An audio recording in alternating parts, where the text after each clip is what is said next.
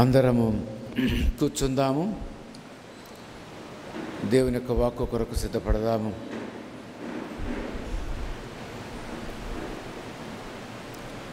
ప్రభునందు ప్రియ సహోదరి సహోదరులారా, మనందరి రక్షకుడు విమోచకుడైన యేసుక్రీస్తు వారి యొక్క అద్భుత నామములో మీ అందరికీ పేరు పేరును శుభములు తెలియజేస్తూ ఉన్నాను. ఈ దినము యొక్క వాక్యము మనమందరము కూడా ధ్యానము చేద్దాము. ఇంతవరకు 5 పాటలు పాడుకొని మరి దేవుని ఘనపరిచాము మనమందరము కూడా. అయితే ఈ దినమున ప్రత్యేకపరచబడిన లేఖన భాగము సామెతల గ్రంథము 20వ అధ్యాయము 7వ వచనాన్ని చదువుకుందాం. సామెతల గ్రంథము 20వ అధ్యాయము 7వ వచనం చదువుకుందాం. యథార్థమంతులకు నీతిమంతుని పిల్లలు వాని తదనంతరము ధనులగుదురు. నీతి గుంజబాకండమ్మ, కొంచెం కుర్చీ లాగబాకండి, సౌండ్ అక్కడికి వెళ్ళిపోతుంది. ఇక్కడ మనం చూసినట్టయితే యథార్థమంతులకు నీతిమంతుని పిల్లలు వాని తదనంతరము ధనులగుదురు. ఇది వాగ్దానముతో కూడిన ఆజ్ఞ. దేవుడు మాట్లాడే మాట ఏంటంటే, నీవు నేను ఒకవేళ గిరక యథార్థంగా మనము జీవించినట్లయితే, ఆ నీతిని అనుసరించి మనం జీవించినట్లయితే, మరి మన తదనంతరం మన పిల్లలు ధనులగుతారు, మరి ఆశీర్వదించబడతారని లేఖన సత్యాన్ని మనం ఒకసారి జ్ఞాపకం చేసుకుందాం. అయితే మనందరికీ అనుమానం, మనందరికీ కూడా ఏం అనుమానం అంటే, మనందరికీ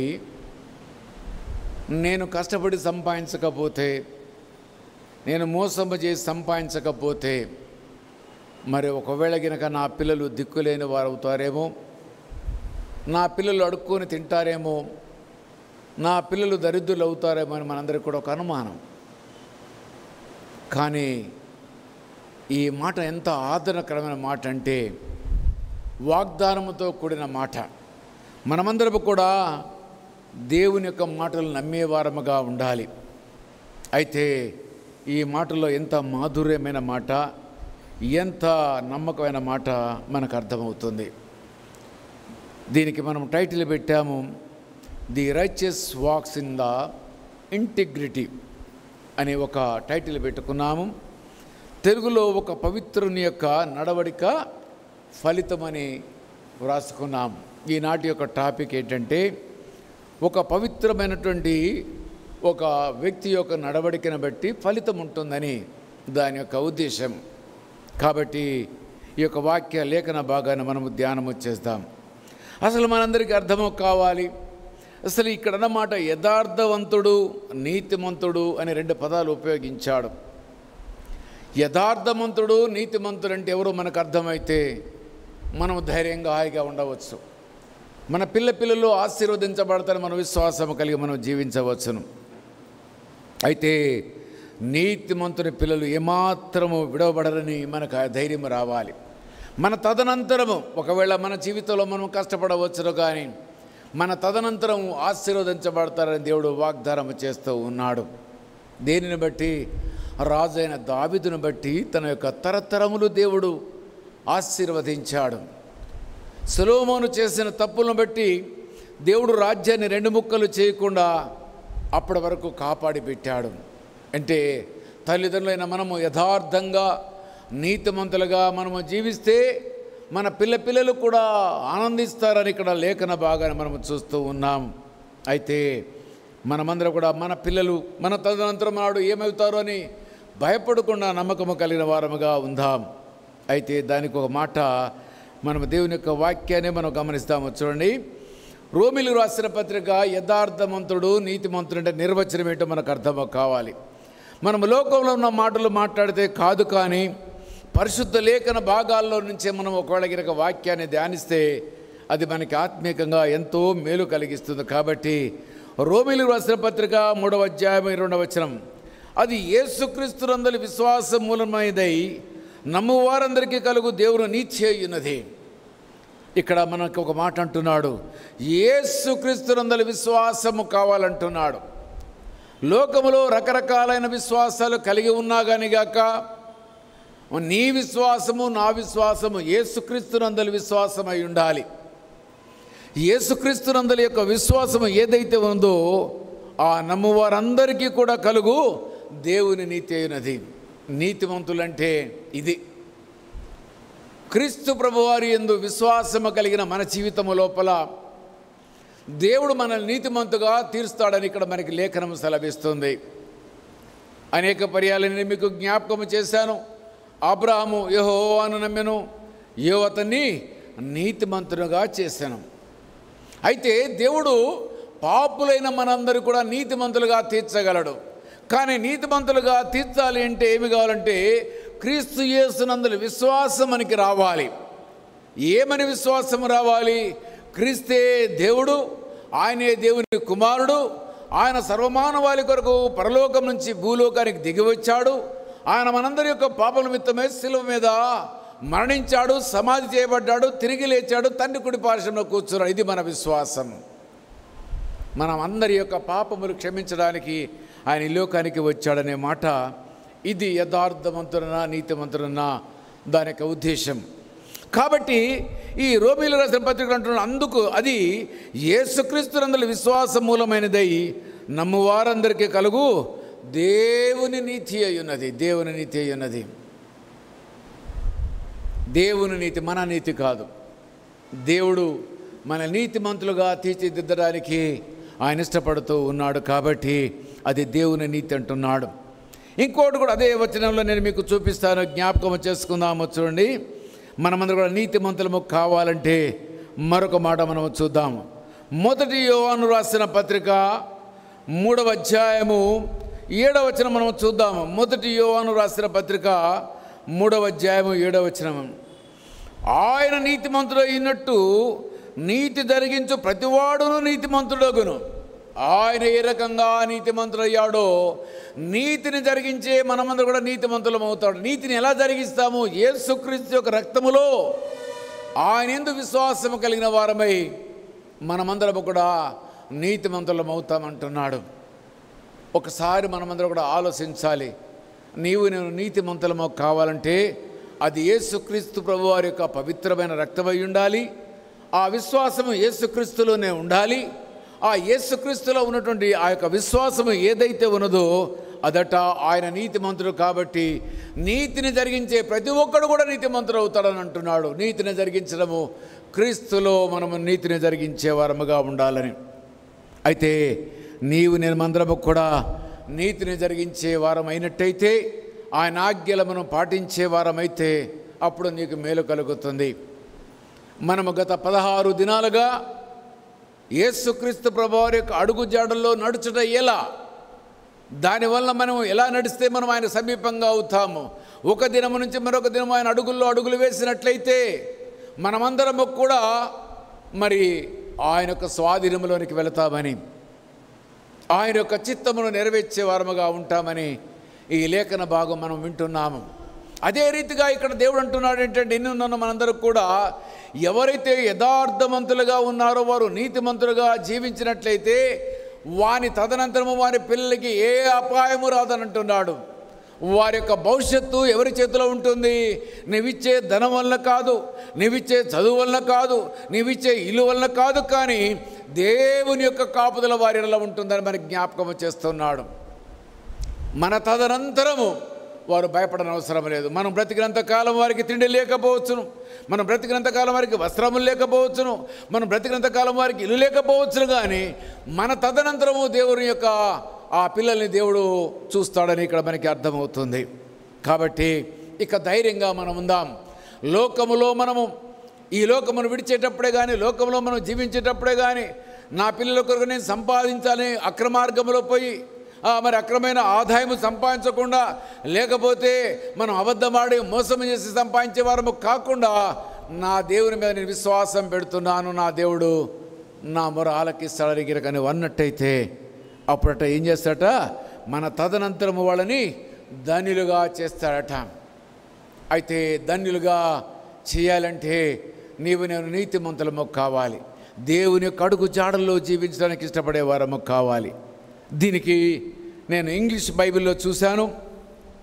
అసలు యథార్థవంతుడు అంటే అనేక పర్యాలు నేను మాట్లాడుతున్నాను, కానీ ఇంకా నాకు పూర్తిగా అవగాహన కావలేదు.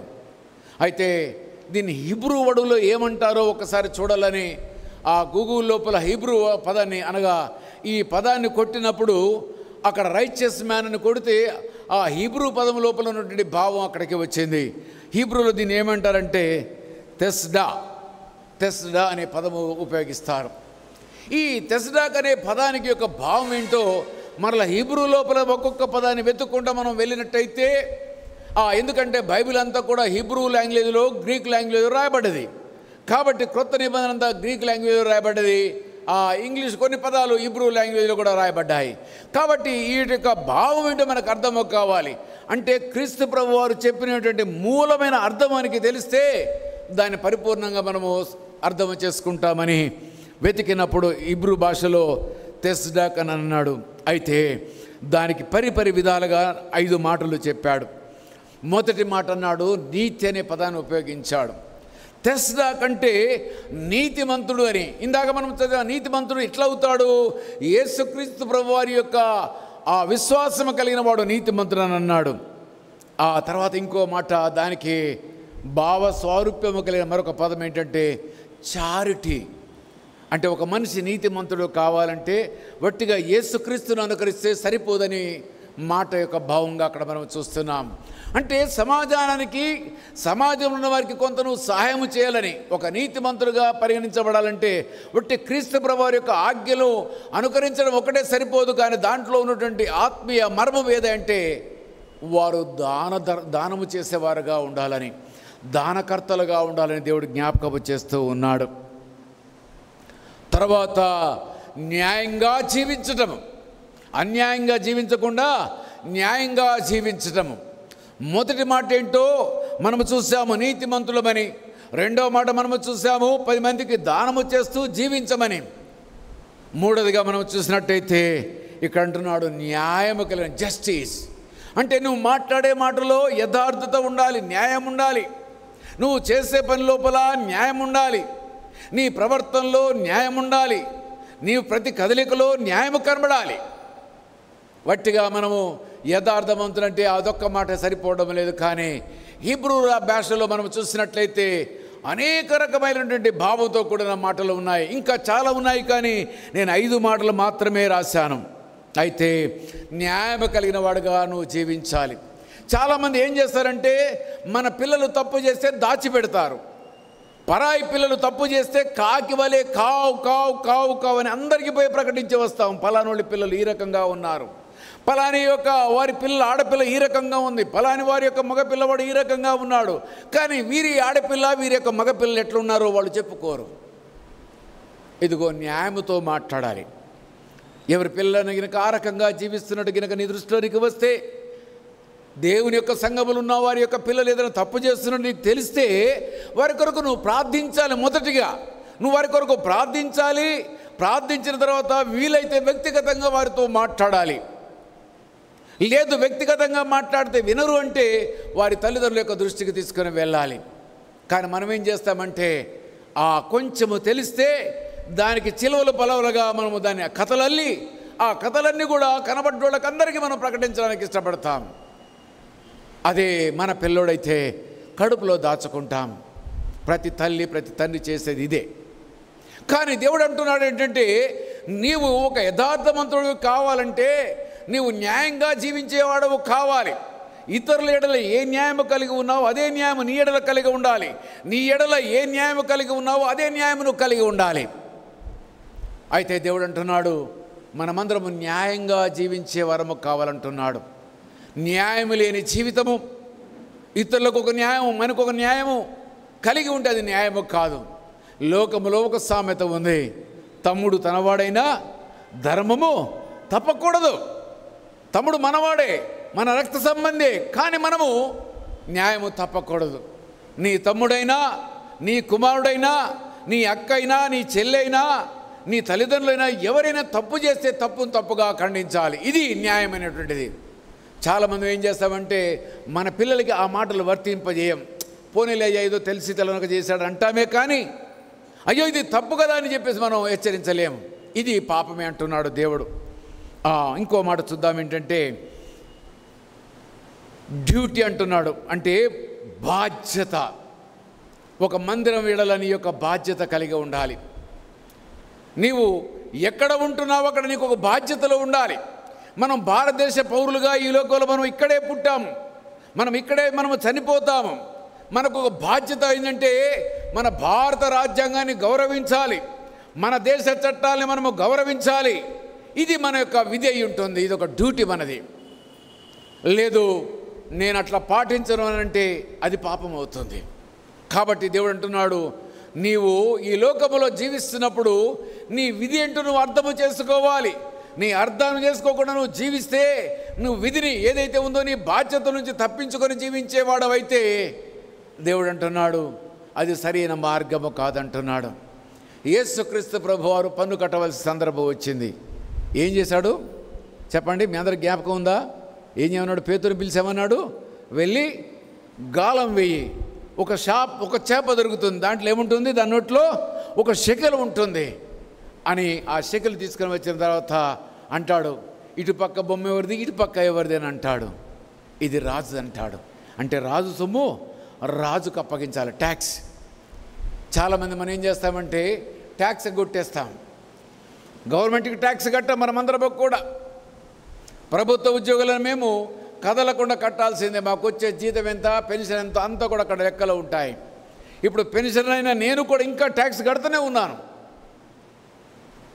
ఒక్కొక్కరు ఉద్యోగస్తులు లక్షల కోట్ల రూపాయల ఆస్తులు ఉంటాయి. ఇంకా ప్రభుత్వం యొక్క పథకాలు పొందుకోవడానికి వక్ర మార్గంలోనికి వెళుతూ ఉంటారు. ఇంకా వక్ర మార్గములో సంపాదించి చాలకుండా పిల్లల కొరకు ఇంకేదో మేలు చేయాలని, ఇంకా దాచిపెట్టుకోవాలని చేస్తారు. కానీ వీళ్ళ పిల్లలకి ఏమవుతుందో చెప్పండి? మేలు కంటే కీడే మనం అప్పగిస్తున్నాము. ఉదాహరణ మీ అందరికీ అర్థం కావాలి. మనం ప్రభుత్వ ఉద్యోగులుగానో లేకపోతే మరొక ఉద్యోగిగా మనం రిటైర్ అయిపోయిన తర్వాత మనకు వచ్చే పెన్షన్తో పాటు మళ్ళీ ప్రభుత్వ పెన్షన్ తీసుకునే వాళ్ళు చాలామంది ఉన్నారు ఈ లోకము లోపల. అది మోసమే. ఎందుకంటే ఆ పెన్షన్ అనేది దిగువ తరగతిలో ఉన్న వారి కొరకు ఇవ్వబడినటువంటి పెన్షన్, దాన్ని మోసం చేసి పెన్షన్ తీసుకుంటారు. ఇంకా తప్పుడు మార్గాలు ఆలోచించాలంటే ఇంకా ట్యాక్స్ ఇవ్వడం కాదు కదా, కోట్ల రూపాయల ఆస్తులు ఉన్నా కానీ కాక ఆరోగ్యశ్రీ కార్డు కావాలని తెల్ల రేషన్ కార్డు తీసుకుంటారు. ఇది ఒక మోసమే. దేని కొరకు? నీకు రోగం వస్తే డబ్బులు దాచుకోవడానికి, ఆ డబ్బులు నీ పిల్లలకి ఇవ్వాలని అనుకుంటున్నావు. కానీ దేవుని యొక్క వాక్యం ఏదైతే ఉందో, సామెతల గ్రంథము 20:7 మనం నమ్మలేకపోతున్నాము. నీ పిల్లలకి నువ్వు ఏదో సంపాదించి పెట్టాలనుకుంటున్నావు, కానీ అది నువ్వు దాచిన సొమ్ము వారికి శాపముగా పరిగణించబడుతుంది. అంటే ఈ రకంగా ప్రభుత్వాన్ని మోసము చేసేవాళ్ళు కోకొల్లలు ఈ లోకంలో మనం చూసినట్లయితే. ప్రభుత్వం నుంచి ఏ పథకం వచ్చినా ఉచితంగా పొందుకోవాలి. తృప్తి లేని జీవితాలు. దేవుడు ఉద్యోగం ఇచ్చాడు, ఒక్కొక్కళ్ళకి ఎంతో ఆశీర్వదించారు, ఇల్లు కట్టుకున్నారు, భూములు ఉన్నాయి, ప్లాట్లు ఉన్నాయి, కుమారులు ఉన్నారు, ఉద్యోగం చేస్తున్నారు, అయినా దోచుకోవాలని ఒక బుద్ధి. దేవుడు అంటున్నాడు, ఒకసారి నువ్వు ఆలోచించానంటున్నాడు. నేను ఆలోచించాలి. మనమందరం కూడా మన యొక్క బాధ్యత విధి. ఇది పేదవారికి చెందవలసినటువంటిది. ఇది అందుకే రేషన్ కార్డులు ఎక్కడ చూసినా ఇంత ధనవంతులు పెరుగుతున్నారు, ఇన్ని ఉద్యోగాలు వస్తున్నాయి, కోట్ల రూపాయల జీతాలు ఆస్తులు ఉన్నా కానీ ఇంకా పేదవాళ్ళు ఎందుకు కనబడుతున్నారంటే కాగితాల మీదనే పేదవారు కనబడుతున్నారు. 2 బెడ్రూమ్ స్కీమ్ ఉందంటేనే పేదవాడని దొంగ సర్టిఫికేట్ తీసుకుపోయి 2 బెడ్రూమ్ ఇల్లు తీసుకుంటున్నారు, ఇందిరమ్మ ఇల్లు తీసుకుంటున్నారు. ఏది ఉచితంగా వస్తుందంటే మన చూపు అంతా కూడా దాని మీదే, లోకం మీదనే. దేవుని యొక్క మాటల మీద మనకి నమ్మిక లేదు. ఒకసారి మనమంతా కూడా గమనించాలి. దేవుడు నీకు ఇచ్చిన బాధ్యత నువ్వు విస్మరించేవాడిగానే ఉండకూడదు. దేవుడు అంటున్నాడు ఏంటంటే, నన్ను నమ్ము, నన్ను విశ్వసించు, నీ తదనంతరము నీ పిల్లల్ని నేను ఆశీర్వదిస్తాను కదంటే మన పిల్లల కొరకు మనం మోసం చేసి సంపాదిస్తున్నాము. ఈ సంపాదన ఎలాంటిదంటే, పామును తెచ్చుకొని తలగడ మీద పెట్టుకుండట. పామును తెచ్చి తలాపురం పెట్టుకుంటే ఏమవుతుంది చెప్పండి? ఎప్పుడో కాటేస్తుంది, ఎప్పుడో అది ఒకసారి కాటేస్తుంది. పాముతో స్నేహం అనేది విష జంతువు. అది ఏమైనా కానీ బయట ఉండాలి, లేదా చంపబడాలి. దాన్ని తెచ్చుకొని పాము కదా నేను పెంచుకుంటుంటే అది ఒక దినం నిన్ను కాటివేస్తుంది. ఇది మట్టికి మర్చిపోకూడదు.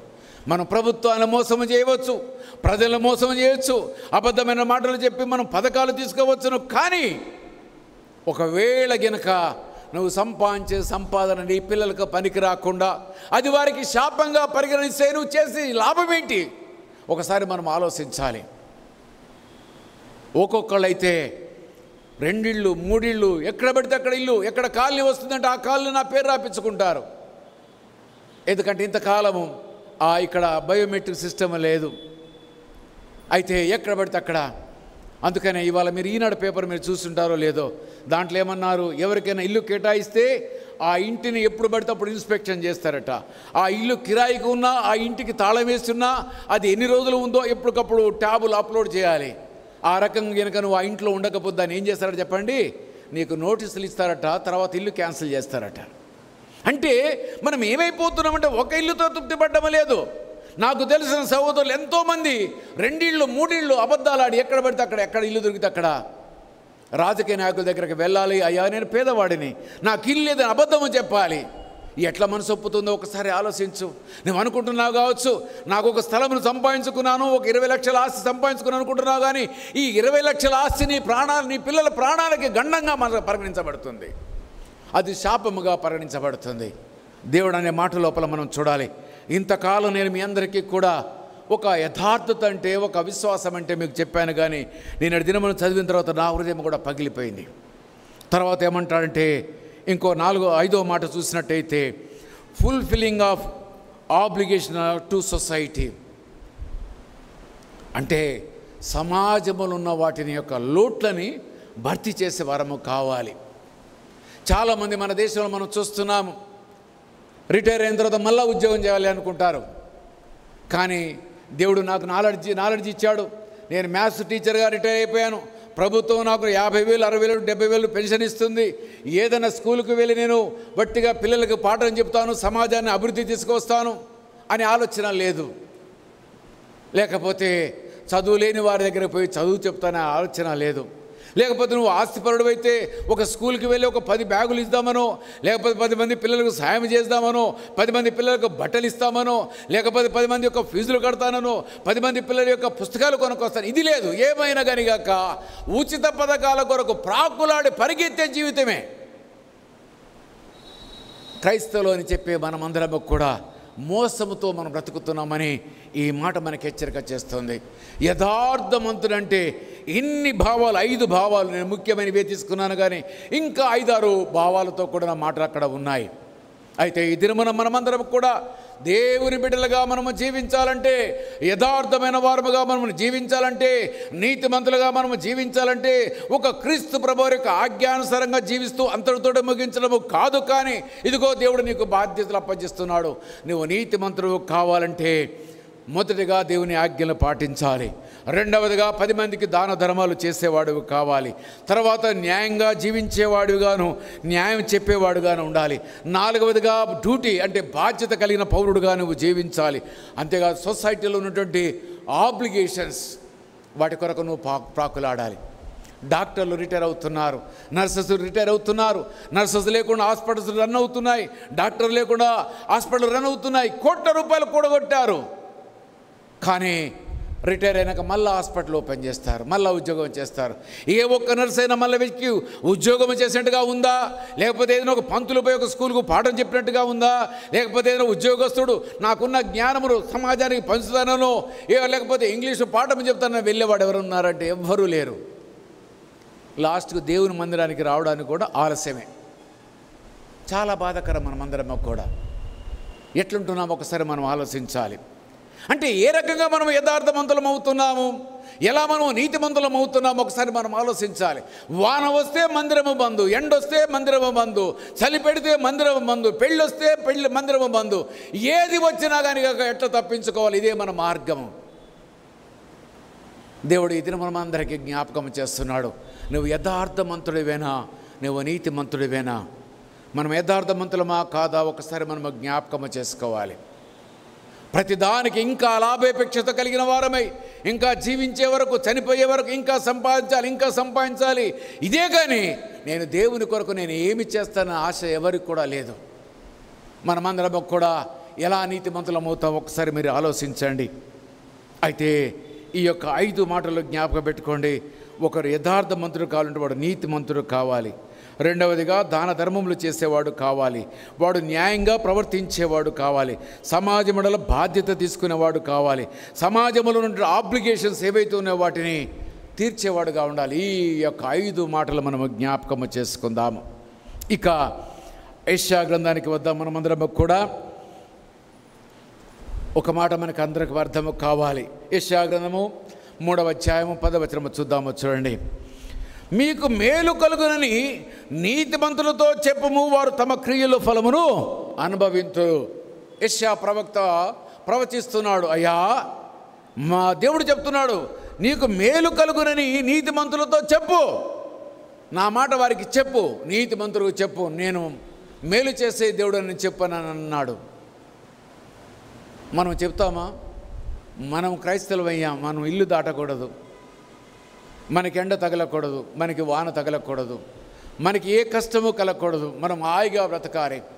దేవుడేమో మార్కు సువార్త 15:16 అంటున్నాడు, మీరు సర్వలోకమునకు వెళ్ళి సకల సృష్టికి సువార్తను ప్రకటించండి అని అంటున్నాడు. అంచె దినాల్లోకి వచ్చే మనమందరం కూడా ఎక్కడ చూసినా యుద్ధాలు. ఇప్పుడు మనం చూస్తున్నాము తైవాన్ తోటి యుద్ధము, రకరకాలైన యుద్ధాలు, ఎక్కడ చూసినా యుద్ధ సమాచారాలే. ఇగో ఒకసారి మనం ఆలోచించాలి. మనం బట్టి ఏం చేయాలట? మేలు కలుగున నీతిమంతులతో చెప్పు, వారు తమ క్రియల ఫలమును అనుభవించరు. మన క్రియల యొక్క ఫలమును అనుభవించాలంటే మనము నీతిమంతులము కావాలి. నీతిమంతుడైన వాడు వాని యొక్క డ్యూటీ కూడా ఏంటంటే సమాజానికి యేసు దేవుడని ప్రకటించడం కూడా వాడి యొక్క డ్యూటీ. ఒకవేళ కనుక ఆ డ్యూటీ చేయకపోతే ఇక నాకు చాలు అని కాళ్ళు మునగ తీసుకొని పండుకొని ఇగో ఈ దినము నాతోటి కాదని అంటే లాభం లేదు. మన పనుల కొరకైతే పరిగెడతాం.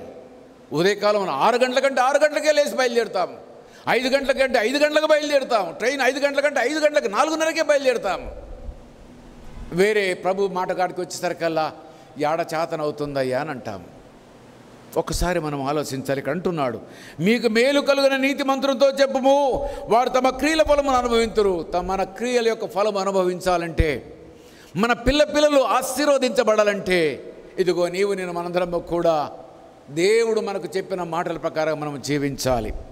ఒకవేళ ఆ రకమైన జీవితం కనుక నీకు నాకు లేకపోతే అది మనకు శ్రమ. మనము జ్ఞాపకము చేసుకోవాలి. ప్రజల్ని మోసము చేసి, ప్రభుత్వాన్ని మోసము చేసి ఇంకా మనం ఎంతకాలము బ్రతుకుదాము? ప్రభును కూడా మోసము చేస్తున్నాం మనమందరం కూడా. ఒక సోదరుడు నాతో అన్నాడు, ఒక శనివారం మేము కొత్తగా వచ్చినప్పుడు ఒక శనివారం వాతావరణం సరిగా లేదు, ఇట్లనే ఉంది, వాతావరణం సరిగా లేదు. అంతకు ముందు దినమునే శుక్రవారం నాడు మన చర్చిలో ఒక ప్రోగ్రాం ఆర్గనైజ్ చేశాం పైన బిల్డింగ్ మీద ఉన్నప్పుడు. అయితే నా దగ్గరికి నేను అన్నా అందరికి మెసేజ్ పెట్టాను, ఈ దినమున లేదు, చర్చ్ అంతా గలీజు వాసన వస్తుంది, దానంతా శుభ్రం చేయాలి, వాతావరణం బాగలేదని. ఒక సహోదరుడు వచ్చి నన్ను అన్నాడు, మీరు శనివారం ప్రార్థన ఎట్లా క్యాన్సిల్ చేస్తారు? శనివారం ప్రార్థన ఎట్లా మీరు క్యాన్సిల్ చేస్తారు అంటే ఆ ఒక్క వ్యక్తి కొరకు మరలా మెసేజ్ పెట్టాను. వచ్చిన 3-4తో కూడిక నడిపించాను. మరలా ఆయన డిసప్పియర్, ఇంకా రాడు ఆయన. అంటే నన్ను ప్రశ్నించడానికి వాళ్ళు ఉన్నారు, కానీ వారి అంతరాత్మకు వాళ్ళు ప్రశ్నించుకోరు. అంటే ఒకరికి బోధించడము తప్పిస్తే ఆ బోధ మనకి అన్వయించుకోలేము. అందుకే మనం నీతిమంతులము కాలేకపోతున్నాము. మనలో న్యాయం ఉండాలి. ఇతరుల గురించి హెచ్చరించే మన జీవితం లోపల మన జీవితం ఎట్లుందో ఒకసారి మనం ఆలోచించాలి. అంటే మేలు గురించి రాండాయి అంటే ఇంట్లో పడుకుంటారు కానీ రానే రారు. అయితే దేవుడు అంటున్నాడు, మనం నీతిమంతులుగా ఉండాలంటే 5 మాటలు నేను మీకు జ్ఞాపకం చేశాను. చూద్దాము. చూడండి, సామెతల గ్రంథము కాకుండా కీర్తనా గ్రంథానికి రండి. కీర్తనా గ్రంథము 112వ కీర్తన. ఇక్కడ 112వ కీర్తనకు రండి. అక్కడ కొన్ని మాటలు మనం విందాం. ఈ కీర్తన రాజైన దావీదు గారు రాసినటువంటి కీర్తన. 1 నుంచి 6 వచనాలు చదువుకుందాం. యెహోవాను 112 యెహోవాను స్తుతించుడి, యెహోవా యందు భయభక్తులు గలవాడు, ఆయన ఆజ్ఞల బట్టి అధికముగా ఆనందించువాడు ధన్యుడు. అధికముగా ఆనందించువాడు. మనమందరం కూడా యెహోవాను స్తుతిస్తున్నాము, యెహోవా యందు భయభక్తులు కలిగి ఉన్నాము, అనుమానం లేదు. కానీ ఆజ్ఞను బట్టి అధికంగా ఆనందించేవారు ధన్యులు. అధికంగా దేవుడు నీకు ఇచ్చిన దాన్ని బట్టి అధికంగా ఆనందించేవారు ధన్యులు అని అంటున్నారు. నాకు అనిపిస్తుంది, మీ ఇంటికాడ ఏదైనా శ్రమ వచ్చిందంటే మా ఇంటికి వచ్చి పాస్టర్ పరామర్శించలేదని అంటారు. మందిరానికి ఏమైనా అయిందంటే మీరు వస్తారా? రారు. న్యాయం, అదొక న్యాయం, ఇదొక న్యాయం, మీ అందరిది కూడా. అందుకని ఇందాక అన్నాం కదా, నీతి అంటే బోధించే మనకు మనం బోధించుకోవాలి. ఈ వాక్యము చెప్పే నేను మొదటిగా ఈ యొక్క వాక్యాన్ని నాకు అన్వయించుకొని, నాలో ఏమైనా తప్పు ఉంటే సరి చేసుకొని, ఆ తప్పు మరలా చేయకుండా ఆ వాక్యాన్ని ప్రభు యొక్క పాదాల చెంతకు వెళ్ళి, ప్రభువా నీ పక్షమున నేను నిలిచని వాక్యము బోధించబోతున్నాను. ఈ మాటలు నీవి నావి కాదు. ఇదిగో నాలో ఈ దుర్గంధం ఉంది, దయతో నన్ను క్షమించి నన్ను సరిచేయమని ప్రార్థన చేసి ఈ యొక్క మాటలు తీసుకొని రావాలి. అయితే ఇక్కడ అంటున్న మాటలు, యెహోవాను స్తుతించుడి, యెహోవా యందు భయభక్తులు గలవాడు, ఆయన ఆజ్ఞలు బట్టి అధికముగా ఆనందించువాడు ధన్యుడు. అధికంగా ఆనందించేవాళ్ళము కావాలి. నా పరిధింతే, నేను చెప్పేవాడినే కానీ వినేవాడిని కాదు. ఎంత అద్భుతమైన మాట చూడండి. వాని సంతతి వారు భూమి మీద బలవంతులగుదురు. ఒకవేళ నువ్వు యథార్థంగా ఎక్కువగా దేవునిలో నువ్వు జీవించినట్లయితే, ఇందాక మనం చదివాము సామెతల గ్రంథము 20:7 మనం చూసాము, యథార్థమంతుని యొక్క పిల్లలు వారి తదనంతరం అంతా ధన్యులుగా ఉంటారని వాగ్దానం చేసిన మాటలు ఇవి ఇక్కడ మనము చూస్తున్నాము. 112వ కీర్తన గ్రంథము లోపల రాజైన దావీదు గారు రాస్తూ ఈ మాట అంటున్నాడు ఏంటంటే, వాని సంతతి వారు భూమి మీద బలవంతులగుదురు. భూమి మీద బలవంతులగుదురు. యథార్థమంతుల వంశం వారు దీవింపబడుదురు. ఇందాక మనం చదివాం 27లో మనం చూసాము సామెత గ్రంథంలో. ఇదిగో నువ్వు యథార్థమంతుడుగా లేదా నువ్వు నీతిమంతుడుగా నీవు గనుక జీవించినట్లయితే నీ వంశము దీవించబడుతుంది. నీ కుమారులు, నీ సంతతి వారు భూమి మీద బలవంతులుగా ఉంటారు. అంటే ఆర్థికంగా, ఉద్యోగపరంగా, జ్ఞానపరంగా వారందరూ కూడా బలవంతులుగా ఉంటారు. ఇజ్రాయెల్ దేశం ఎంత చిన్నది, it's a very small size, it's not a big country, maybe hardly it's a almost united Adilabad, అంతే, అంతకంటే ఎక్కువ లేదు. ఈ చిన్న దేశము ఈనాడు ఎంత బలవంతులయ్యారు చెప్పండి. వారి దగ్గర ఉన్న టెక్నాలజీ, వారి దగ్గర ఉన్న సైన్సు, వారి దగ్గర ఉన్నటువంటి మ్యాథమెటిక్స్, వారి దగ్గర ఉన్నటువంటి జ్ఞానము ఎవరి దగ్గర లేదు. ఇదిగో ఇదే వాక్యం. మనము నీతిమంతులుగా ఉంటే వాని సంతతి భూమి మీద బలవంతులవుతారు. చుట్టూ 7 దేశాల్లో కూడా భయపడతారు ఏమాత్రమో కూడా. లాస్ట్కి వస్తే ఇరాన్ మీద కూడా దాడి చేయడానికి ఏమాత్రం వెనుకంజ వేయడం లేదు. వాళ్ళకంటే విస్తీర్ణం చాలా పెద్దది. వారి దగ్గర అనేకమైన ఆయుధ సంపత్తి ఉంది. అయినా కానీ కాక ఏమంటున్నారు, యుద్ధము యెహోవాదే. ఎందుకంటే ఇది మా పితరుడైనటువంటి అబ్రాహాముకి ఇవ్వబడినటువంటి స్థలం. ఇది మా పితరుడైన ఇస్సాకుకి ఇవ్వబడిన స్థలము, మా పితరుడైన యాకోబుకి ఇవ్వబడినటువంటి స్థలము. ఈ స్థలము మాది. ఇది సర్వమును సృజించి భూమిని సృజించిన సర్వాధికారి అయిన దేవుని యొక్క భూమి. ఇది మేము చేసే యుద్ధము ఆయన కొరకు చేస్తున్నాం, మా కొరకు కాదు. ఇదిగో నువ్వు బలవంతుడివే, నువ్వు యథార్థమంతుడవైతే నీ పిల్లలు బలం కలిగిన వారుగా ఉంటారు. యథార్థమంతుల వంశం వారు ఏం చేస్తారట, దీవించబడతారట. నువ్వు అన్యాయంగా సంపాదించి పెడితే వాళ్ళు దీవించబడరు. ఒకవేళ గినక నువ్వు గినక వాళ్ళ దగ్గర వీళ్ళ దగ్గర గినక మోసం చేసి వడ్డీలకి ఇచ్చి అది చేసి ఇది చేసి వ్యాపారం చేసి ఏదో మోసం చేసి సంపాదిస్తే నువ్వు చచ్చిన తర్వాత అందరూ కూడా ఏమంటారు చెప్పండి, ఇస్తరాకుని చింపిన ఇస్తరాకు.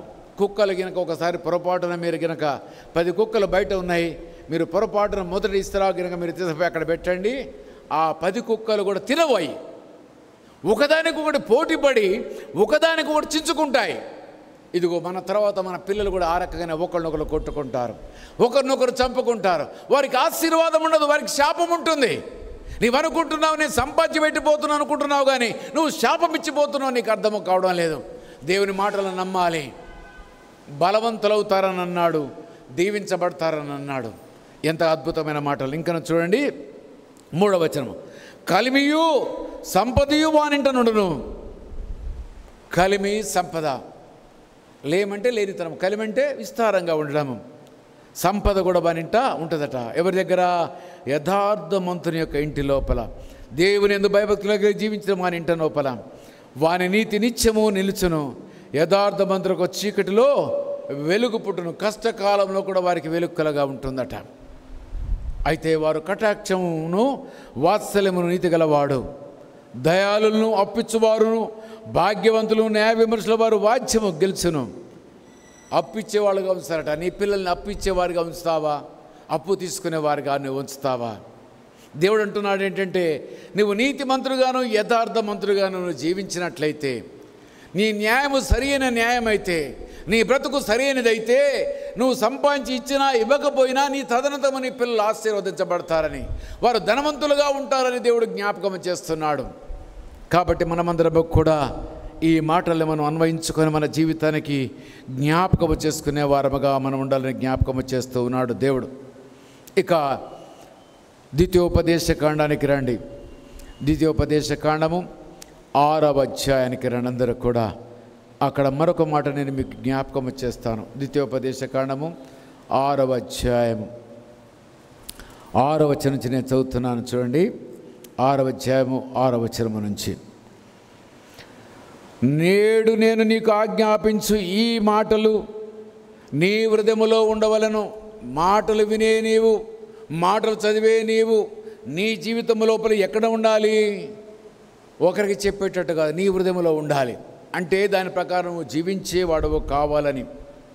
తర్వాత అంటున్నాడు ఏంటంటే, నీవు నేను మనమందరం కూడా నీవు నీ కుమారులకు వాటిని అభ్యసింపజేసి ఏం అభ్యసించాలి? దేవుని యొక్క ధర్మశాస్త్రము అభ్యసింపజేయాలి. ఉదయకాలం లేచి వారు నీ మీద చికాకు పడ్డా కనుక బైబిల్ చదివావా అని నువ్వు అడగాలి. ఇది అభ్యాసం అంటే. మనం ఏం చేస్తాము? మంచిగా చదువుకో, హోంవర్క్ చేసావా, బ్రేక్ఫాస్ట్ చేసావా, కడుపు నిండా తిన్నావా, ఇగో క్యారేజ్ లంచ్ ప్యాక్ కట్టి పెట్టాను, కడుపు నిండా తిను, చదువుకోరా అంటాం. ఏ తల్లి అయినా ఏ తండ్రి అయినా కొడుక బిడ్డ బైబిల్ చదివినవా అని ఒక మాట అడుగుతారా? నథింగ్. అసలు మనం పిల్లలకు ఫోన్ చేస్తే తిన్నవా, ఏం కూర, ఎట్లున్నారు, పిల్లలు ఎట్లున్నారు, ఇదే తప్పిస్తే మీరు ఈ దినమున వాక్యం చదివారా? ఏ వాక్యం మీరు చదివారు? దాని ప్రకారం జీవించడానికి ఇష్టపడుతున్నారా అని ఎవరైనా ఏ కుమారులైనా ఏ కుమార్తెను అడుగుతారా? అడగకపోతే ఇక్కడి నుంచి అడగండి. ఎక్కడి నుంచి మనం అడగాలి. ఎందుకంటే బైబిల్లో ఉన్న మాటలు నా మాటలు కాదు, నేను చెప్పే మాటలు కాదు. ఇక్కడ దేవుడు అంటున్నాడు ఏంటంటే, నీవు నీ కుమారులకు వాటిని అభ్యసింపజేయాలి. అభ్యసించేటువంటి అభ్యాసం అంటే ఒకరోజు చెప్తే అయిపోయిందా? అభ్యాసం అంటే ఒకరోజు చెప్తే సరిపోద్దా? అభ్యాసం అంటే రోజు చెప్తూనే ఉండాలి. నువ్వు తినమని చెప్పని అవసరం, వాడు తింటాడు, అడగని అవసరం లేదు. చదవని చెప్పమని అవసరం లేదు, చదువుతాడు, లేకపోతే లోకంలో రవిడి అయిపోతాడు. కానీ ఒకవేళ కనుక నువ్వు రోజు దేవుని మాటలు వారికి జ్ఞాపకం వచ్చేస్తే వారు నీతిమంతుడికి ఏ కుదవలేదు. వాడు ఏమి చదువురాని వాడైనా ధనవంతుడు అవుతారు, ఏమి చదువురాని వాడైనా ప్రభువులో ఉన్నాడు కాబట్టి గుణవంతుడు అవుతాడు. గుణవంతుడు దేవుడు విడిచిపెట్టాడు, అంతే, మళ్ళొకటి ఏది లేదు. అందుకే కదా రాజైన దావీదు ఒక గొప్ప ప్రార్థన చేశాడు. మనలాంటి ప్రార్థన కాదు ఆయన ప్రార్థన. దేవా, నా సంతానము నీ సముఖంలో ఉండనిమ్ము. రాజును చెయ్యి, చక్రవర్తిని చెయ్యి, ధనవంతుడిని చెయ్యి, ఇంకా 10 దేశాలు ఇవన్నీ కోరలేదు ఆయన. మనం ఏం చేస్తాము? ఒక ఇల్లు కొంటే, నా ప్రభువా నా కొడుకు ఒక ఇల్లు కొనుక్కోండయ్యా, ఇంకొక ఇల్లు కొనుక్కోండట అయ్యా, దయ చూపించాయా. ఇది మన ప్రార్థన.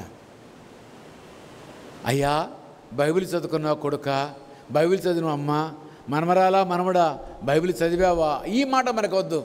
అందుకే కనీసం మీరు అట్లా చేయటం లేదని ఈ గూగుల్ మీట్లో నేనేం చెప్పిస్తున్నాను చెప్పండి, ఆ బైబిల్ క్యాలెండర్ ఉన్న దేవుని యొక్క వాక్యాలు చదివిస్తున్నారు. అట్లనే మీ పిల్లలు చదువుతారని, అట్లనే మీరు వింటారని, అట్లనే మీరు చదువుతారని. దానికి రాని వాళ్ళు ఎంతోమంది దానికి రారు, ఆరాధనకి రారు, దేనికి రారు. తినడానికి పెద్ద బిడ్డలు, పడుకోవడానికి పెద్ద కొడుకులు. ఇది మన జీవితం అంతా కూడా. అయితే దేవుడు అంటున్నాడంటే మన కుమారులకు అభ్యసింపజేయాలి. అంటే రోజు చెప్తూనే ఉండాలి. అభ్యాసం అంటే ఏంటి? ఎక్సర్సైజ్ చేయాలి. ఒకరోజు చేస్తే సరిపోతుందా? బాడీ బిల్డప్ అవుతుందా? కాదు. దినదినము నువ్వు చేస్తేనే అది అభ్యాసము. నడక ఒకరోజు ఒక 4 కిలోమీటర్లు నడిచి వచ్చి ఇక చాలంటానికి వీలా కాదు. రోజు నడుస్తూనే ఉండాలి, రోజు రాస్తూనే ఉండాలి, రోజు మాట్లాడుతూనే ఉండాలి, రోజు పాడుతూనే ఉండాలి, అభ్యాసం చేయాలి రోజు కూడా. కానీ మనం ఏం చేస్తామంటే వారానికి ఒకసారి అభ్యాసానికి కూడా మనం రాము. అభ్యాసం ఎన్ని రోజులకు ఒకసారి? వారానికి ఒకసారి అభ్యాసానికి కూడా మనం రాము. ఆదివారం వచ్చిందంటే ఎట్లా తప్పించుకోవాలి? ఏదో ఒక వంగ పెట్టుకొని పక్కకు తప్పిపోవాలి, మార్గం నుంచి పక్కకి వెళ్ళిపోవాలి. కానీ దేవుడు అంటున్నాడు అభ్యాసము చేయమంటున్నాడు. తర్వాత ఏమంటున్నాడు చూడండి, నీ కుమారులకు వాటిని అభ్యసింపజేసి నీ ఇంట కూర్చున్నప్పుడును, త్రోవను నడుచున్నప్పుడును, పడుకొనున్నప్పుడును, లేచున్నప్పుడును వాటిని గూర్చి మాట్లాడవలెను. కొడుకుతో రాలే, కొడుక ఇన్ని గంటలు పడుకోవచ్చా? బిడ్డ ఇన్ని గంటలు పడుకోవచ్చా? ఇంతవరకు బ్రష్ చేయకుండా పడుకోవడం న్యాయమేనా? ఆ మాట అంటే వాళ్ళు తిడతారు, కొడతారంటే తిట్టని కొట్టని నువ్వు చెప్పాలి. ఇక్కడ ఏమంటాడు? అభ్యాసం చేయమంటుండు. వాడు లేచిన వెంటనే ముఖం కడిగి తింటానికి పోతున్నాడు, నువ్వు ఏమనాలి? ఫస్ట్ స్నానం చేసి రాపో, బైబిల్ చదివి రాపో, నాకు ఆఫీస్ టైం అవుతుంది, నువ్వు ఎందుకు ముందు లేవలేదు? తల్లి అడగాలి, తండ్రి అడగాలి. కానీ మనం ఏం చేస్తామంటే పోనీ వాడు తొందర ఉందిలే పాపం, ఇప్పుడు ఆఫీస్కి పోతా ఉన్నాడు, వాడు చదవకపోతే ఏమైతే మునిగిపోయింది, ఒకరోజు చదవకపోతే ప్రాణం పోద్దా? ప్రాణం కాదు, వాడి జీవితం పోద్ది. జ్ఞాపకం పెట్టుకోండి. వాడు దేవుడిలో గినక లేకపోతే, దేవుని యొక్క వాక్యము చదవకపోతే తిరిగి వాడు బ్రతికొస్తాడా, సత్యన శవం వేస్తాడా మనకు అర్థమో కాదు. అదే వాక్యము చదువుకుంటే నిండు అయిన హృదయంతో చదువుకొని, అవును దేవుడు నాతో మాట్లాడాడు, నేను ఈ రకంగా జీవించాలని దినదినము వాడు పరివర్తన చెందుతూ క్రీస్తు యొక్క స్వరూపాన్ని పొందుకోవడానికి వాడు ఇష్టపడతాడు. ఇది మనం చేయటం లేదు. వాళ్ళు విసుగుపడతారు, మనకెందుకులే అంటే వాడు ఏమైపోతాడు లాస్ట్కి? మనకెందుకులే అంటే వాడు ఎందుకు పనికిరాని వాడైపోతాడు. వాడికి ప్రార్థన తెలియదు, వాక్యము తెలియదు, లేకపోతే ఒక పాట తెలియదు, ఏ మర్యాద కూడా మర్చిపోతాడు వాడు. ఒక మాటలో చెప్పాలంటే సొసైటీకి పనికిరాని వాడు, దేవునికి పనికిరాని వాడు, కుటుంబానికి పనికిరాడు, ఒక పనికిరాని ఒక సమాజానికి కీడుగా వాడు పుడతాడు. అందుకే కదా ఈనాడు మనం చూసేది, మన కుమారులు మనం చంపుతున్నారు, మన బిడ్డలు మనం చంపుతున్నారు, భార్యలు భర్తను చంపుతున్నారు, భర్తలు భార్యలను చంపుతున్నారు, స్నేహితులు మనం చంపుతున్నారు, ఇరుగు పొరుగు వారు చంపుతున్నారు. అంటే కారణం ఏంటంటే మనలో భక్తి లేదు, సమాజానికి భక్తి లేదు, క్రైస్తవులకు అసలు భక్తే లేని జీవితం మనందరూ కూడా. మన కుమారులకి ఏమి చెప్పం, మన కుమార్తెలకు ఏది చెప్పం, ఎందుకంటే వాళ్ళు విసుకుంటారని భయం. కాబట్టి దేవుడు అంటున్నాడు నీ బాధ్యత, ప్రతి తల్లి యొక్క బాధ్యత, ప్రతి తండ్రి యొక్క బాధ్యత. ఇవాళ బైబిల్ చదివావా కొడుక, ఏమి చదివావో చెప్పు, దానిలో నీకు అర్థమైంది ఏంటి, అర్థం కాంది ఏందో నాకు చెప్పానని నీ ఒక 2 నిమిషాలు వారితో మాట్లాడితే వారి జీవితం ధన్యమవుతుంది. కాబట్టి నేనమాట ఏం చేయాలి చెప్పండి? నీ ఇంట కూర్చున్నప్పుడు, పిల్లలు నీతో కూర్చున్నప్పుడు హాయిగా మటన్ చికెన్ బిర్యానీ చేసుకొని తింటాము కాదు. తర్వాత త్రోవ నడిచినప్పుడు వాళ్ళ పొరపాటున వాడితో నడిచే సందర్భం కనుక వస్తే అప్పుడు కూడా పడుకున్నప్పుడు, ఎప్పుడు పడుకోవడానికి అయినా కానీ లేచిన వెంటనే మాట్లాడాలి. వాళ్ళు అంటారు, అబ్బా పొద్దున్న లేచిండ్రా, పొద్దున మా అమ్మకి పని లేదు, పొద్దున్న లేస్తే మాకు ఇదే పని అని ఆగమన్నాడా? చదవండి, ఆ మాట ఉందా? ఆగమని లేదు. ఏం చేయమంటున్నాడు? ఎప్పుడు కూర్చున్నప్పుడు, లేచినప్పుడు, పడుకునేటప్పుడు, నడిచేటప్పుడు, ఇంట ఉన్నప్పుడు, భోజనానికి కూర్చున్నప్పుడు, ఎప్పుడు పడితే అప్పుడు అయ్యే మాటలు మాట్లాడాలి. వాడికి విని చెవులు ఏం కావాలి? చెవిటోడు కావాలి. అంతగా నువ్వు చెబుతూ పోతూ ఉండాలి. దేవుడు అంటున్నాడు మనమందరం కూడా మన పిల్లలకు ఆ రకంగా మనం చెబుతున్నామా జ్ఞాపకం చేసుకోండి. చూసినగా వాటిని చేతికి కట్టుకొని మనకి చేతి మీద కట్టుకోవాలంటున్నాడు. అవి నీ కన్నుకు నడుమ బాస్యము వలె ఉండాలి. పెళ్లి కొడుకు కడతారు కదా, ఆ రకంగా ఉండాలి. నీ ఇంట ద్వారబంధముల మీదను నీ గౌల మీద వాటిని రాయవలను. గోడలకి, దర్వాజాలకి ఏం వాక్యం కనబడాలి? వాడు లేచిన వెంటనే వాక్యం చదివేటట్టుగా ఉండాలి. అందుకనే హెబ్రోన్ ఫెలోషిప్లో మనం చూస్తాము, ఎక్కడ ఇంట్లో కూడా వాక్యాలు రాసుకుంటారు. చర్చిలో ఎక్కడ కొంచెం కూడా స్థలము ఖాళీగా ఉంచరు. దేవుని యొక్క దాసులు మరి భక్సింగ్ గారు దేవుడు వారికి ఇచ్చిన ఈ మాటలను బట్టి వారు ఎక్కడ పడితే అక్కడ రాపించారు. ఇగో ప్రియ సంగమా, నీవు నేను మనందరము కూడా ఈ మాటలు మన పిల్లలకు చెప్తున్నామా లేదా, వాటిని రాపిస్తున్నామా లేదా ఒకసారి మీరు జ్ఞాపకము చేసుకునండి. చివరిగా నేను ముగింపుకు వస్తున్నాను. సమయం ఇంకొక 10 నిమిషాలు ఉంది. మరలందరము కూడా సామెతల గ్రంథానికి రండి. సామెతల గ్రంథము 13వ అధ్యాయము 22వ వచనం. 13, 22వ వచనం. సామెతల గ్రంథము 13, 22వ వచనం నేను చదువుతున్నాను, దయతో మీరు గమనించండి. ఇప్పుడు మనకి ఇందాక మనం చూసాము, మన పిల్లలు ఆస్తికర్తలుగా ఉంటారని, అప్పిచ్చువారుగా ఉంటారని మనం చదివాము. ఇప్పుడు దేవుడు ఏమంటున్నాడో చూద్దాం. 13వ అధ్యాయం 22వ వచనం నేను చదువుతున్నాను. మంచివాడు తన పిల్లలను ఆస్తికర్తలుగా చేయడు. మంచివాడు, ఇందాక నుంచి యథార్థవంతుడని, నీతిమంతుడని, ఆ ఆజ్ఞలు పాటించేవాడని మనం అన్నాము. అందుకనే నీతిమంతుడన్నా యథార్థవంతుడన్నా 5 మాటలు నేను జ్ఞాపకం చేసి మరొకసారి చదువుతున్నాను, దయతో మీరు జ్ఞాపకం పెట్టుకోండి. నీతిమంతుడే నీతి కలిగిన వాడై ఉండాలి, అంటే ధర్మశాస్త్ర ప్రకారంగా జీవించేవాడై ఉండాలి. నీ కలిగిన దానిలో కొంతనైనా నువ్వు దాన ధర్మాలు చేసేవాడు కావాలి. మూడవదిగా కొడుకైనా బిడ్డకైనా ఏ న్యాయం ఉందో బయట వాళ్ళకు కూడా అదే న్యాయం కలిగి ఉండాలి. తర్వాత సమాజ బిడ్డల బాధ్యత కలిగిన వాడుగా నీవు ఉండాలి. సమాజంలో ఉన్నటువంటి వెలితి కొరకు నువ్వు చదువుకున్నావు, ఉద్యోగం చేసావు కాబట్టి ఏమైనా వెలితి ఉంటే దాన్ని సరిచేయడానికి నువ్వు ఇష్టపడే వారముగా ఉండాలి. నేను ఒకసారి పేపర్లో చదివాను, ఒక టీచర్ రిటైర్ అయిపోయిన తర్వాత తను ఆ యొక్క ఎంఆర్ఓ ఆఫీస్కి వచ్చే వారికి చదువు రాదు కాబట్టి వాళ్ళు ఎక్కడెక్కడో అప్లికేషన్ రాయించుకుంటున్నారని చెప్పి ఆయన బయట ఒక కుర్చీ వేసుకొని చెట్టు కింద కూర్చొని వచ్చిపోయే వారికి అమ్మ నీకు ఏమి కావాలని ఆయన ఆ అప్లికేషన్ రాసి ఉచితంగా వాళ్ళకి అప్లికేషన్ ఇచ్చేవాడట. ఇది సొసైటీలో ఉన్న వెలితి. ఏంటి, చదువు లేని వాళ్ళు ఉన్నారు కాబట్టి, నువ్వు చదువుకున్నావు కాబట్టి నువ్వు సమాజానికి పనికి వచ్చేవాడు కావాలి. మనం ఎప్పుడు కూడా మన యొక్క మనస్తత్వం, ఇండియన్ యొక్క మనస్తత్వం ఏంటంటే ఎప్పుడు ఎవరి నుంచి పొందుకుందామన్న ఆశ తప్పిస్తే మన చేతులతో ఏమి వదిలిద్దామని మనకు ఆలోచన మనకు ఉండదు. అయితే దేవుడు అనే మాట నీ ఒకవేళ గనుక నీ జీవితంలో నా జీవితంలో మన పిల్లల్ని ఆస్తికర్తలకు చేయాలంటే నువ్వు రాత్రింబోళ్ళు శ్రమపడి దాచిపెట్టడము కాదు, మోసము చేసి దాచిపెట్టడము కాదు, అబద్ధమాడి మోసము చేసి దాచిపెట్టడమో కాదు, వారి కొరకు ఇంకా శ్రమించడమో కాదు, కానీ నీవు వారికి ప్రార్థించేవాడుగానే ఉండాలి, వారికి నువ్వు బోధించేవాడుగానే ఉండాలి. వారు కూర్చున్నప్పుడు, వారు నడిచేటప్పుడు, వారు ప్రయాణం చేసేటప్పుడు, ఇంట్లో కూర్చున్నప్పుడు, భోజనం చేసేటప్పుడు, whenever you have a opportunity you have to utilize that one. ఎప్పుడు అవకాశం దొరికినప్పుడు నువ్వు బోధించేవాడుగా ఉండాలి. వాళ్ళు చికాకు పడి నీ దగ్గర రాకపోతే పోనీ, నీ ఫోన్ ఎత్తకపోతే నీ బాధ్యత అయిపోయింది. ఎందుకంటే దేవుడు ఏం చెప్పాడు, నువ్వు చెప్పమని అన్నాడు. నువ్వు చెప్తే వాళ్ళు నీ ఫోన్ ఎత్తడం లేదు, ఇప్పుడు నీకు దూరంగా ఉన్నారు, ఇప్పుడు నీవేమైపోయింది, నీ బాధ్యత అయిపోయింది. That's all, there is the end. అక్కడికి అయిపోయింది. ఎత్తితే ప్రేమగా వాళ్ళకి మంచి మాటలు చెప్పండి. ఇగో నువ్వు వండుకొని తినటమో కాదు, కానీ నువ్వు ఉద్యోగం చేసి నువ్వు జీవించడమో కాదు, కానీ సంపాదించిన డబ్బులతో నీ భార్య బిడ్డలతో బ్రతకడము కాదు, కానీ నువ్వు ఆనందించడమే కాదు, కానీ సమాజానికి సేవలో నువ్వు ఏం పనికి వస్తావు అది చెయ్యి. ఈ దినము వాక్యమును చదివావా, బైబిల్ అంతా నువ్వు పూర్తి చేసావా, ఈ పుస్తకాన్ని నువ్వు కంప్లీట్ చేసావా, నువ్వు ప్రశ్నించే ఒక మనస్తత్వం నీలోనికి వస్తే నీ పిల్లకు నువ్వు మేలు చేసిన వాడు అవుతావు. దేవుడు అనే మాట ఏంటంటే వాళ్ళని ఏం చేస్తానంటాడు, ఆస్తికర్తలుగా చేస్తానంటున్నాడు. ఈ వాగ్దానాలు చాలా మనకి ఒకవేళ కనుక నువ్వు నమ్మితే ఈ ఎక్కువ మనకి ఈ మాటలన్నీ కూడా మనకి ఎక్కువగా ఉంటాయి. అయితే మనమందరం కూడా మంచివాడు తన పిల్లలను ఆస్తికర్తలుగా చేయను. పాపాత్ముల ఆస్తి ఏమైతే చదవండి మీరు ఒక మాట, పాపాత్ముల ఆస్తి నీతిమంతుల కొరకు అది ఏం చేయబడదట, ముంచబడదట. అదెట్లా అని మీరు అనుకుంటున్నారు. చాలామంది ఏసీబీ పట్టబడతారు కదా, ఏసీబీ పట్టబడిన తర్వాత ఏమవుతుందో చెప్పిన ఆస్తులను ఎవరికి వస్తాయి, ప్రభుత్వానికి వస్తాయి. ఆ ప్రభుత్వానికి వచ్చిందంటే అది ఎవరి కొరకు వచ్చినట్టు కింద లెక్క, మరలా ప్రజల కొరకు వచ్చినట్టు కింద లెక్క.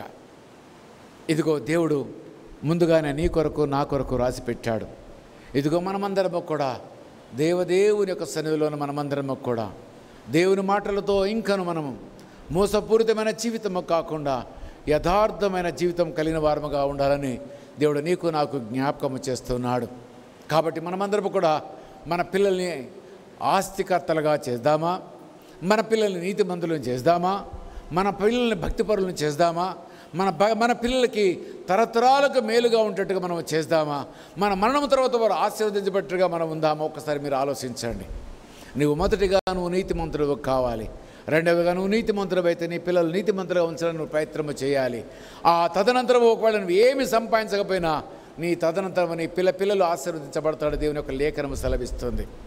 దయతో కాబట్టి మనమందరము కూడా ఈ మాటలకి నమ్మిన వారమై, ఈ మాటల్లో విశ్వాసం ఉంచిన వారమై, క్రీస్తు యొక్క వాక్యానుసారంగా జీవించే వారము కావాలని దేవుడు నీకు నాకు మనందరూ కూడా జ్ఞాపకం చేస్తున్నాడు. ప్రియ సహోదరి సహోదరుడా, ఈ మాటలతో మనమందరం కూడా ఆదరణ పొందుకున్న వారమై ప్రభులో జీవించి నమ్మకత్వం కలిగిన వారమై మన పిల్లలకు ఆస్తికర్తలుగా చేద్దాము.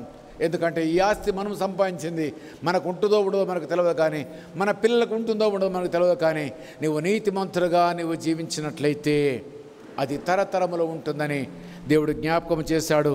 ఈ మాటల్ని మనం నమ్మి ప్రార్థన చేసుకుందాం. అందరూ కూడా తలలు వంచండి. అందరము కూడా తలలు వంచి అందరము కూడా దేవుని యొక్క మాటలతో ఏకీభవించి వాక్య ఫలింపు నిమిత్తమై ప్రార్థన చేసుకుందాం.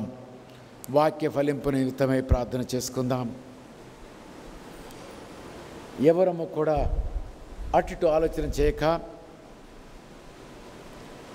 ప్రభు నీతో మాట్లాడితే, ప్రభువా, అవును దేవా, నా పిల్లలకు నేను అభ్యసింపజేయలేకపోతున్నాను, వారిని సండే స్కూల్కి తీసుకుని రాలేకపోతున్నాను, ఆదివారాలు స్పెషల్ క్లాసులు ఇంట్లో పెడుతున్నాను, చదువుకో హోంవర్క్ చేయమని ఇంట్లో విడిచిపెడుతున్నాను.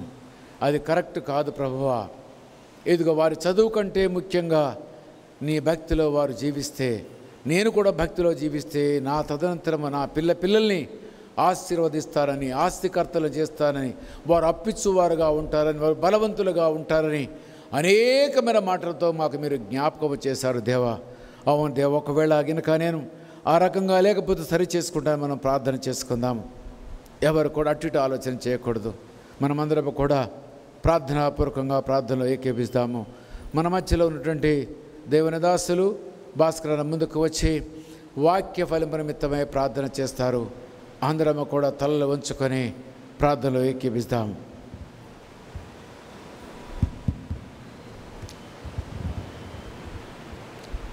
దయచేసి అందరం కళ్ళు మూసుకున్నట్లయితే ప్రార్థన చేసుకుందాం. మమ్మలను మిక్కిలిగా ప్రేమించిన మా పరలోకపు తండ్రి, దేవా, మీ పరిశుద్ధ పాదములకు వందనములు స్తోత్రములు చెల్లిస్తున్నాను. మీరు మహోన్నతుడవు, మహాగణుడవు, గొప్ప దేవుడవు. సర్వ సృష్టిని మీ మాట ద్వారా కలుగజేసిన గొప్ప దేవుడా, మీకు వందనములు స్తోత్రములు చెల్లిస్తున్నాను. మీరు అత్యున్నత సింహాసనముపై ఆసీనుడవయున్న మా గొప్ప తండ్రి, మీకు వందనములు స్తోత్రములు చెల్లిస్తున్నాను.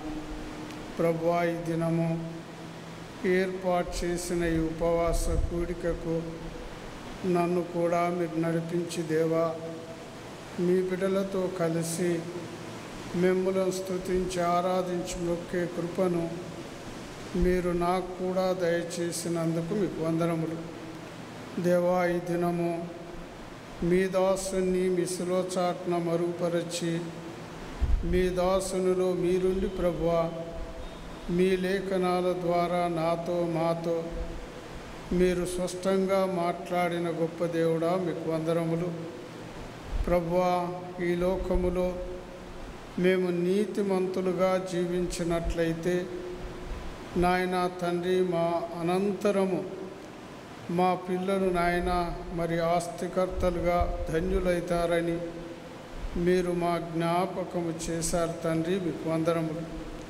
అవును ప్రభువా, ఈ లోకములో మా పిల్లల ముందు కానీ లేక సమాజములో కానీ మేము నీతిమంతులుగా బ్రతికి అనేకులకు మాదిరికరంగా మేము ఉండాలని అయ్యా మీరు ఈ దినము మీ లేఖనాల ద్వారా బోధించారు తండ్రి, మీకు వందనములు. మా లోటుపాటులు మీ వాక్యము ద్వారా చూపించినారు తండ్రి, మీకు వందనములు స్తోత్రములు చెల్లిస్తున్నాను. అవును ప్రభువా, తల్లిదండ్రులమైన మేము మా పిల్లల విషయంలో దేవా ఎంతైతే లోక విద్య కొరకు, లోకములో గొప్పతనం కొరకు ఎంత ప్రయాసపడుతున్నామో ప్రభువా, అంత మీ వాక్యాన్ని చదవాలని, పిల్లలను భక్తిలో పెంచాలని, దీనికి మాత్రం మేము సమయం ఇస్తలేమని సూటిగా మీ దాసునిలో ఉండి మాతో మాట్లాడినావు ప్రభువా. మీ వాక్యాన్ని మా పిల్లలతో మాట్లాడినప్పుడు అయ్యా నాయన, మరి ప్రభువా, మేము కూర్చున్నప్పుడు అయ్యా, నడుస్తున్నప్పుడు, పడుకున్నప్పుడు అన్ని విషయాల్లో మీ వాక్యము ద్వారా పిల్లలతో మాట్లాడాలని అయ్యా, అది మా లోటును మాకు గుర్తు చేసినావు తండ్రి, మీకు వందనములు. సమాజములో ఎంతైతే గొప్పతనం కొరకు ప్రయాసపడుతున్నామో అంత నాయన నీతి కొరకు ప్రయాసపడతలేమని, ప్రభువా లోకములో గొప్పవారైతే చాలని దాని వెనుకనే మేము పరిగెత్తున్నామని మా జ్ఞాపకం చేశావు ప్రభువా.